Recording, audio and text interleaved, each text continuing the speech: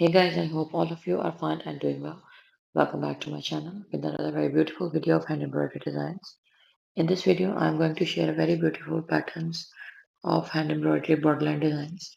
Different type of borderline embroidery designs have been shared with you that could be stylized in different number of ways to design your dresses. But the main embroidery stitch that is being used in these embroidery borders is Kutch work, that is also termed as Sindhi work, Sindhi embroidery or Gujarati gem. So this stitch can be used to make your sari pallu more beautiful, creative, to make your sleeve borders, to make your shirt or kurti front and back ghera daman borders.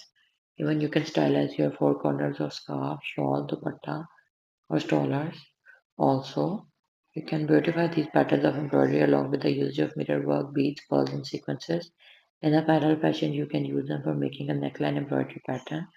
Necklines will also be designed and creatively made with the help of these very beautiful borderline embroidery patterns. So thank you so much for watching. Stay tuned for new upcoming videos.